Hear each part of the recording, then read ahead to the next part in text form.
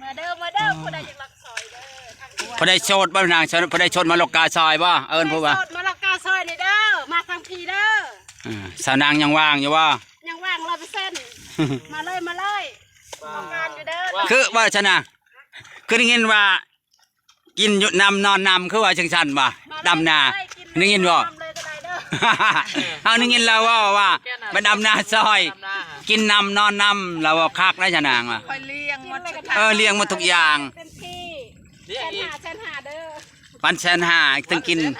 แม่น กินน้ำนอนน้ ถึงตอนเย็นก็บ่ต้องเมื่อว่านาง แม่น โอ้จะ ำนอนน้ำเลย โอ้ย เพื่อนนี่ว่านางเพื่อนเจ้าเองนี่เนาะอันนี้คือเพื่อนชานางเองเนาะนั่นเพื่อนพ่อแม่เนาะนาง โดย ให้เพื่อนไว้ก็บ่มีคนอยู่ว่าชานาง บ่มี ใครมานอนเพื่อนนี่อายจ้ะวะ ผู้บ่าวมานี่แสดงว่าสิพานอนเฮือนลังน้อยนี่บ่นี่ แม่น ป้าม ารถ เพื่อนลังน้อยก็นอนรับอยู่ว่าบ่นาง ใครนอนน้ำบ่ให้เมื่อดอก นั่นแหละสิให้นอนน้ำบ่อยมื้อเลย โดย โอ้ทุกคน บ่ผู้นี้มาจังมื้อแล้วมาซอยนี่ มาก็มามื้อ ห่างมามื้อนี้บ่ มื้อนั้นเราก็มามื้อนั้น บ่ งามมื้อนี้เนาะอันกะเนาะ งานทุกคนแล้วเจ้าของ สูงคือคนเนาะ โอ้สบาย งามคือเจ้าของแล้วอ่ะกาแล้วก็งามคือเจ้าของผม งามนะครับ โอ้เราก็งามคือแม่แล้วอ่ะเบิ่งแม่แล้วผม งาม5%ได้หากินได้ แม่น ทุกคนเลย สาวโสดเพิ่นว่า เป็นชาติเป็นชาวนา โสดเอื้อยเราก็โสดน้องก็โสดเราเองก็โสดเพิ่นว่าโอ้มีแต่คนโสด มาแล้วเด้ออืม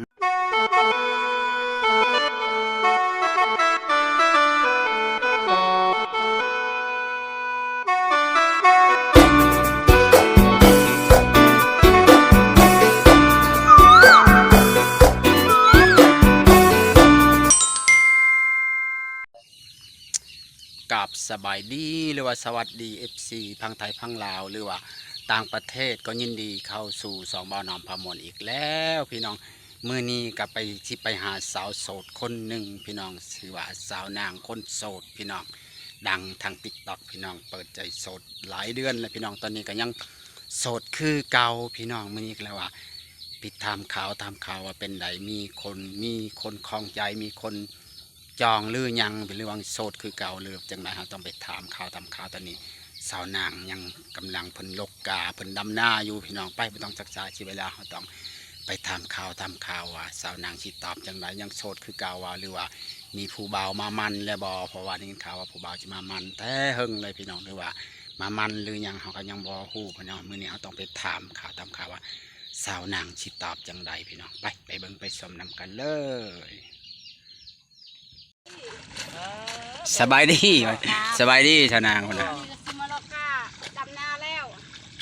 ดำน้าเลย แม่น เอาเลยคือดำไว้แท้ มาเลยมาดำนาซอยนี่ เอาอันนี้ก็อันมีคำคมอย่างก็อันนั้นเกี่ยวกับอันยังมาดำหน้าซอยนะอันนี้ก็ หน้าคอยบัวขาวแต่คอยจะหักเจ้าซดเสียออกไป โอ้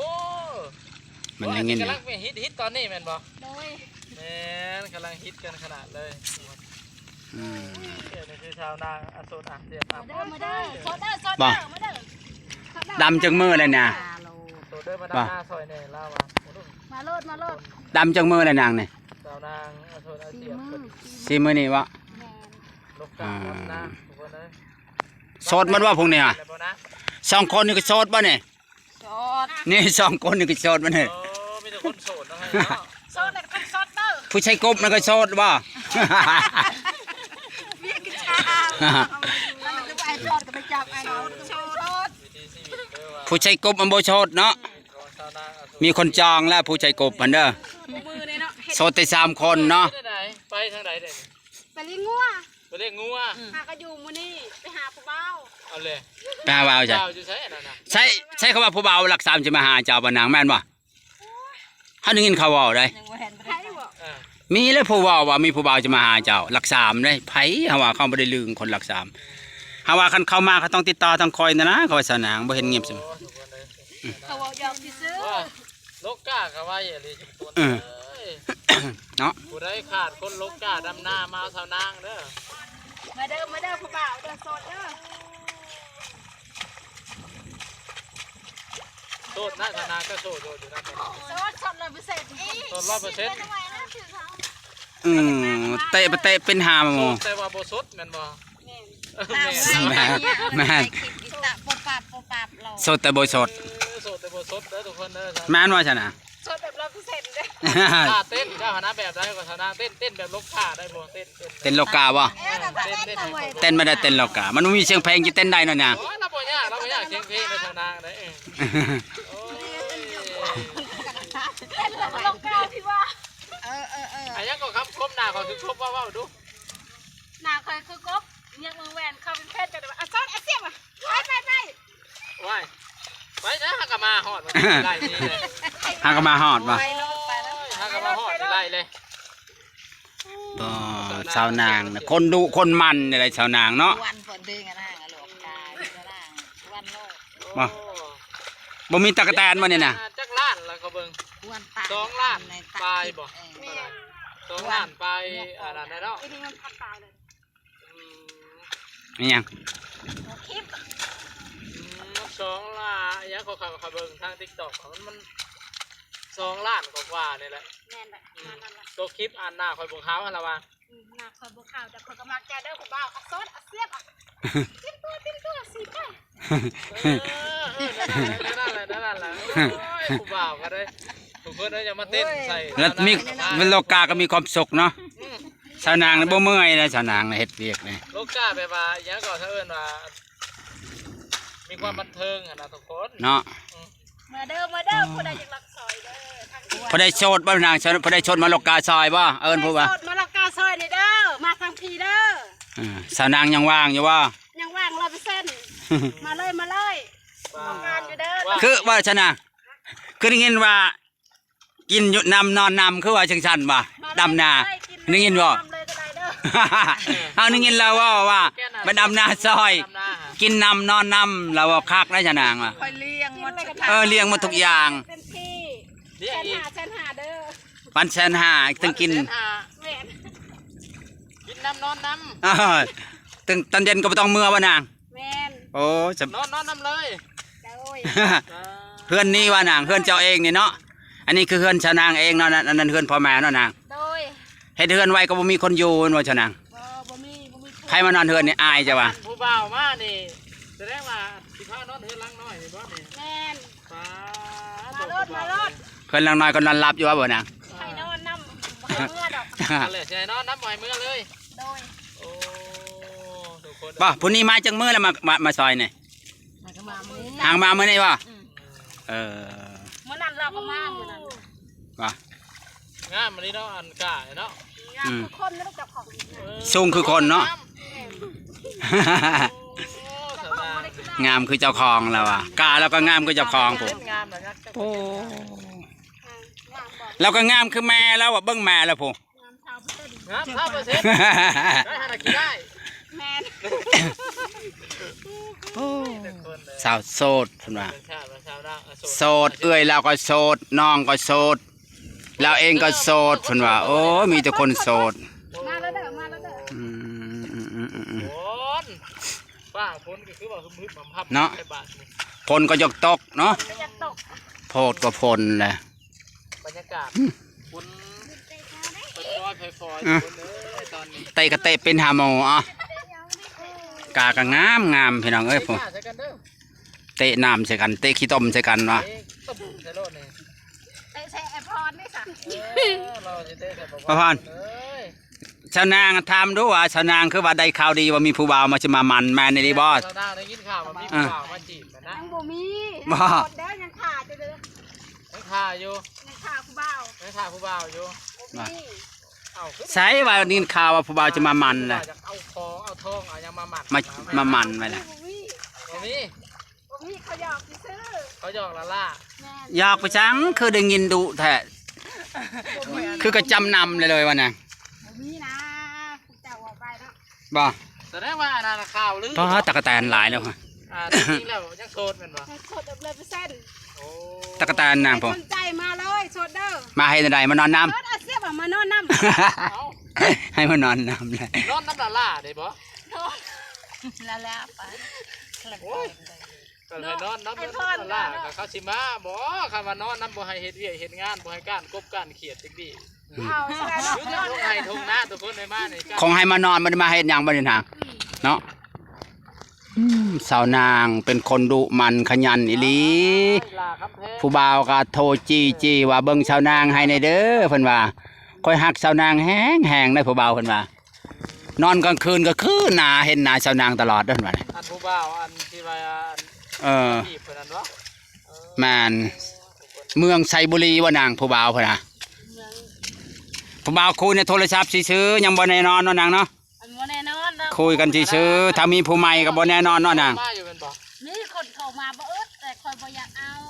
โอ้ ตั้งเลือกอยู่บ่นางยังเลือกอยู่เพิ่นว่า คอยเลือกคอยอยากเอาแบบการตรงอย่าง ยังได้บ่ ร้อนกลางพลัง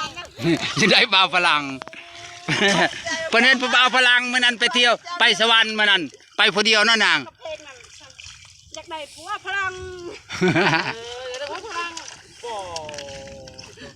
ใจว่าจะรวยไปแล้วจะรวยเนาะขี่รถดีก็ จักโดนของพลัง แม่น เจ้าบ่ย่านบ่ฝรั่ง โอ้ พลังมันบ่ย่านดอกพลัง ใหญ่นะนางฝรั่งเจ้าบ่ย่านตัวมันใหญ่ เลย ตัวมัน เจ้าตัวน้อยๆจำ สังเกตในการมาหรอก ซ้ำแขนนี่แหละกระตูมันนะมันสิซ้ำแขนมันก็ใหญ่กว่าแขนเลยเนาะ ข้าเราว่ามารถบ่ย่านเนาะ ก็พลังใหญ่ได้จ้ะนะ แบบนี้เลย ทางคุณทางที่ยังว่าคุณยังบ่ตกมารถ อืม เพราะว่านี่ว่าเวียนไปเวียนมานี่ยังได้ผู้บ่าวพลัง แม่น โอ้ทุกคนเอ้ย ป้าตักกะแตนพี่น้องเอ้ย ของผู้บ่าวฝรั่งบ่ผู้บ่าวลาวบ่าวไทยฮะนี่บ่จักได้ ตักกะแตนนี่ตักกะแตนนี่พี่น้องได้ตักกะแตน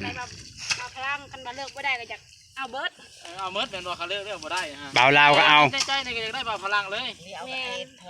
เบาเวียดเบาบ่น่ะ สาวเวียดก็เอาคันมาเลิกบ่ได้เนาะ บ่าวเวียดก็อยากได้ คันเลือกได้จะเอาพลัง มันเลือกได้เลยคนว่าคือเขาอยากได้อันคือสเปคเอาคือเบาพลัง โอ้ โอ้แล้วมักพลัง เป็ มัน น จุกๆเลยโอ้โหทั้งใหญ่ทั้งยาวบ่ ทั้งข่าวทั้งแต่ป้าเราเห็นเบาพลังมื้อนั้นเราจองตาจะเบาพลังกันย่างไก่เราเราสบายดีว่านางว่า สบายดี ผู้เบาพลังมันเป็นนายจะปั๊บเลยใช่ไหมเนี่ยสบายดีแล้วตอนนั้นน่ะ แม่น สนางว่าป้าผู้เบาพลังรอแต่ว่า สวัสดีบ่เจ้าว่าเป็นคนถักผู้บ่าวพลังก่อน หน้าตาดี เราถักผู้เบาก่อนได้ โอ้ ค่อยดีเลย เราได้ถักผู้เบาพลังก่อน สมแล้วจะเจอพลังเจอแบบจุกๆเน้น ผู้เบาพลังยังย่างกายหน่อยหนึงเลยสนางไว้สบายดีแล้วหันมาปั๊บเลยสบายดีหักลักหันยางบกลับมาหน่อยนะ ตอนนาง ไปแล้วก็เลี้ยวมาอีก เจ้าบ่ย่านบ่ ที่ย่านยังพลังเอาโลดพลัง เออทุกคนเลยเราบ่ย่านพลัง เขาว่า โพดโพเลย ที่ย่านยังเขาว่ามาตอกให้น้องได้อ้าย โบนเบิ้งจ้ะนะสนางไม่ได้ยานพลังมาตอก ลักไว้นะ มันจะตอกลังวัวลักควายเลยเนาะ จักแท้จะสิตอกยังได้เนาะเพลงมัน ตอกให้น้อง มีบ่เพลง บ่ มาตอกให้น้องแน่ โอ้โห ตอนนี้ยังโสดเยอะ แต่เป็นจังได้บัดนี่สาวนาง บ่มักผู้บ่าวพลังแบบเอา ผู้เบาลาวสิบ่อกหักบ่เขาเราจะว่าจะมามันแล้วไปมักพลังเฉยเจ้าพลังอยู่ใส่เห็นแต่นาเขามือเดียวน่ะไปจอยเลย มักแห้งมันบ่พลังนี่ เอาเนาะ สุดใจเลย อ่า คนลาวกับคนสูงๆแหละเอา เพราะว่าจะใหญ่ๆยาวๆสูง แม่น คนชูงเท่าไวเลยนะ อย่ามัน บุคคนน้อยได้นันเท่า เอาไว้ เออ เคยมาคน ยาวๆชูงๆมันเท่าไวได้เอาน้อยๆตันๆนันเท่า โอ้โหเอาแบบจุกๆเลยนะ โดยจุกๆเลยผ่านกันเอาแบบนี้แหละมาจนมาเนาะ กากระเปืองเติมได้ขนาดบ่ได้ไทยคลิปกินนี่ซ่าเลยโลกา อันนี้ไวเลยเนี่ย บ่าวไทยบ่าว อันนี้ก็คันแข้งคันขาบ่ใส่กางเกงขายาว ชาวนางเลย อืม ตัวอกหักกันเป็นแถวแหละเขาว่าแน่นอน สดได้ ป้าแม่เท่านี่นั่งจะติดตังค์ บ่ก็ไม่ได้เป็นให้เจ้า เอาเพราะว่า แม่สาวนางเนี่ยนั่งโลกานั่งจะติดตังค์พี่น้องผู้ สดได้มานำหน้าซอยเด้อสดเด้อสดอาเซียมาได้มีครูมาทางพี่ สาวนางคือบ่เมื่อยจักดีเนาะเบิ่งละเนาะ สดได้ โอ้เบิ่งละเฮ็ด สดอาเซียมาติ สาวนางนี่แน่นอนจริงๆเฮ็ดเวียกนี่ ไปดอก ทั้งมีความสุขเด้อสาวนางเนาะ โอ้สนามว่าไปทุกคนคลิปหน้าพ่อกัน อืม ไปน้ำเคยนี่มันเป็นไปน้ำไข่ เออ มาเลยโซดามาทางพี่เด้อคนต้องการ เออทุกคน มาให้เฮ็ดหยังให้โลกาบ่ ว่ามานอนน เอาย่อนี่ทำมาโลกา เนาะ จะบ่ยานบ่เขา เจ้าบ่จะขี้ข้านเลี้ยงลานนะมันว่าเช้าผู้บ่าวมานอนน้ำ เอาโล ำมันจะได้ผู้ไหวเนาะ ให้มันได้ถั่วมันเอาใครก็เอา แสดงว่าผ้ามือทางนั้นนะคือ